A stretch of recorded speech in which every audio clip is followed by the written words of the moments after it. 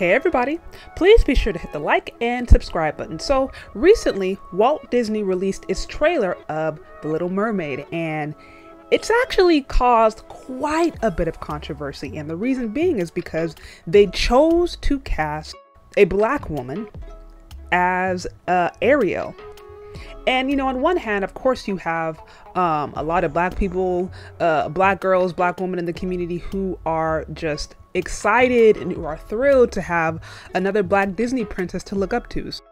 But on the other hand, you have different non-black folks and white folks who are pissed.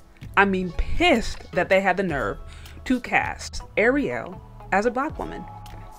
Y'all, I mean, the controversy got so bad that they even started a petition, hashtag not my Ariel, in an effort to try to get Disney to recast Ariel as a white woman, or a white woman who closely resembled the 1989 movie. So, I mean, it's causing a lot of controversy. It's causing a lot of controversy. And some are using this as an opportunity to be out loud with the racism, y'all. I mean, just be out loud with it. For example, this comment right here that calls her Arielicia and says she has ghetto, non-straight, carrot top colored hair and is trying to appease people of color. And then he goes on to say, is King Trenton gonna be King Tyrone? I mean, y'all. Folks is big mad. And last I checked, the trailer got over 1 million dislikes, far more dislikes than likes. People are mad. We can safely assume people are mad, big mad. You know, there were other reports that said people were calling her out her name, calling her all kinds of N-words. I mean, she's gotten a ton of backlash. She has gotten a ton of backlash. And you know what, honestly, at the end of the day, to me, it's really not all that serious. Like, it'd be one thing if this was a historical figure that clearly had a nationality, clearly had an ethnicity, clearly had an age, whatever. That'd be one thing. I can understand that. But this is a fictional character.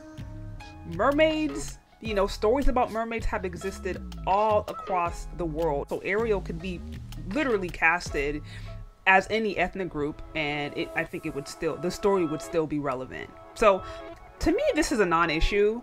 I mean, I think it's cool. It's going to be cool to see another black Disney princess, but I will also say, as a black person, I'm not necessarily looking to Disney to try to cast content or try to make content that is going to specifically speak to my needs or speak to the needs of black folks, because I recognize that they are a privately owned company. And just in general, you know, my personal opinion in general is that media, they've never really shown to be on the side of quite anybody other than their own pocketbooks. And that means that they're not necessarily telling the stories that are going to be the best for black folks, people of color, whatever. It's not about us. It's about the story they want to tell, and it's about them lining their pocket. So I think representation is important, but I think also it's more important that kids know who they are, understand their history, have a solid sense of their culture, their cultural footprint. And this ultimately comes down to the adults. This ultimately comes down to the parents. I think it's more important that kids get this solid sense of self from home, from what they're taught from their parents, from what they're taught about their spiritual identity, their relationship with God, again, their culture, their history. All these different things, I think, are so much more important than having proper media representation. Media representation is important. This is also why I think you should support independent media, why you should support independent filmmakers, independent content creators, or independent filmmakers or things like that, so that you can ensure that you're, you know, intaking the kinds of messages or controlling the kinds of messages that you want put out there. But I think we have to get away from expecting these private companies to think, you know, about the best interests of kids, of black and brown kids. I think it's unhealthy if kids are looking specifically to media or looking specifically to television to try to get a sense of their self-worth. Because we already know media is not in favor of average people, period. It's certainly in favor of black folks. We all know this.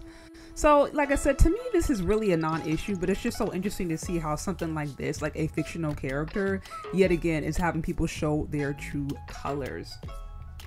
Also, for all these swirlers out here who are just so convinced that white men as a collective are out here just ready to accept black women with open arms, can we be realistic? This is exactly why I say, listen, if you're going to date and marry out black man or black woman, you know, have fun, go for it, you know, expand your options. And by the way, also be aware of the cultural climate that we live in. All these black women, you know, Haley Bailey, a beautiful black girl, you know, for all intents and purposes, she was reminded that, oh yeah, even though it's 2022, prejudice is still alive and well. So this scenario yet again reminds me that even with all the swirl propaganda, people aren't necessarily, there's a lot of people out there who are not excited about that. There's a lot of people out there who are not excited about the idea of integration or cultural mixing or, you know, or people understanding. You got people who are pissed and still want their stories and their culture and their movies to remain white.